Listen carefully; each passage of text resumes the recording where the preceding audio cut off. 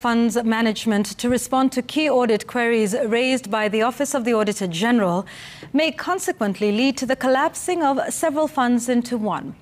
According to the National Assembly Special Fund Committee chairperson Fatuma Zainab, there is a need to restructure these funds into one so that they can collectively work on recovery and reduce risk exposure.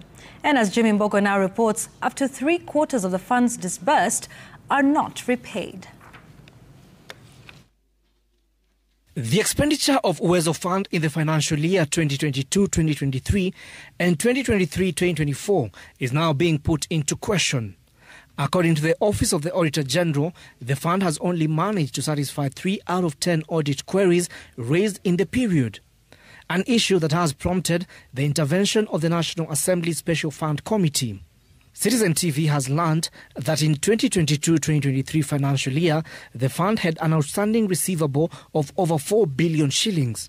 In the same period, the fund's budgetary control and performance was also put under scrutiny, with the auditors finding that there was a 193 million shillings under expenditure and questioning why the fund has only 20 staff members, mostly seconded from the State Department instead of 70. In the 2023-2024 financial year, the auditors further raised questions concerning the lack of provision for bad debt, which rose to over 5 billion shillings. At the same time, the lack of distinction between recurrent and non-recurrent receivable was also flagged.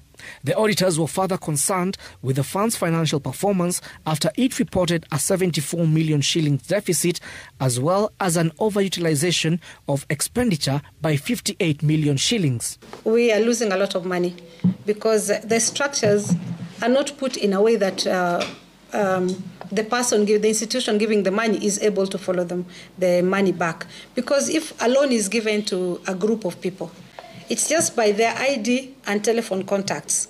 And after that, they don't know where to follow the people. And so it becomes very difficult for the institution to follow up. So we are having so many unpaid debts, and we are not sure whether we should write them off and what reason will we have for writing them off. The committee is now mulling the collapse and consolidation of key funds into one to enhance efficiency. It was also noted that 3/4 of the Uwezo funds are not repaid, a scenario replicated in the Women Enterprise Fund and the Youth Fund.